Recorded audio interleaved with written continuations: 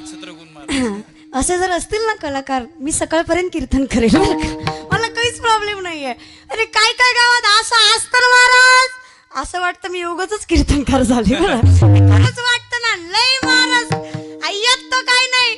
जाऊ द्या, आता काही म्हटलं असतं बरं का. पण ते नाही का, मी लय शान मला हवालदार म्हणा असं काम झालं महाराज. लय येडे राव. मी एका गावाला कीर्तनाला गेले, कीर्तन चालू होतं.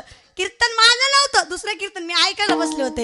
आता कीर्तन करणं असं समजायचं नाही की सगळी चिडी असतात. बरोबर. म्हणजे मी असं समजत नाही बरं का. असं समजायचंच नाही की सगळी 2-4 तरी शाणी असतात. मग मी पुढे बसले होते आणि कीर्तनकार फार सुंदर कीर्तन करत होते. पण कसं आहे ना, जरा टाळकरी पकडण्याचा तिथं घोळ झाला होता. ती बी त्यांचा नव्हता, कार्यकर्त्याकडून झाला होता. हिथल्या कोणी सुद्धा मनावर घ्यायचं नाही बरं का. जस्ट विनोद आहे. कोणी सुद्धा मनावर घ्यायचं नाही, कारण अजून मला माझं पाकिट भेटलं नाही बरं का. जवळ भेटत नाही तवर तरी कोणी सुद्धा मनावर घ्यायचं नाही. मग महाराज पाकिटात घोळ झालता. काय घोळ झाला होता, ती ना पेटी मास्तरचे 500 ना टाळकऱ्याकडे गायनाच्याकडे गेले होते.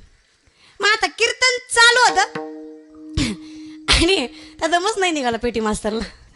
त्यानं गायनाच्याला सांगून चालू केलं, माझे पैसे कवा देतो सांग पखवाजा, माझे पैसे कवा देतो सांग पखवाजा. पखवाजा लय हुशार होता आजच्या वणीच महाराज बरं का. माझे म्हणला दिन तर नाही दिन, दिन तर नाही दिन, दिन तर नाही दिन, दिन तर नाही दिन, दिन तर नाही दिन, दिन तर नाही दिन. आता टाळकरी म्हणले आपण कशाला शांत बसायचंय. त्यांनी ठेकादारला देऊन टाक देऊन टाक देऊन टाक देऊन टाक देऊन टाक देऊन टाक. आता याला म्हणायचं का महाराज बरं का. कीर्तनकार राहिला बाजूलाच राहिला महाराज. कीर्तनकार बाजूलाच राहिला. यांचं चालू होतं. आता कारण असं आहे महाराज, माणसाला याची गरजच नाहीये. कीर्तन केलं बास झालं.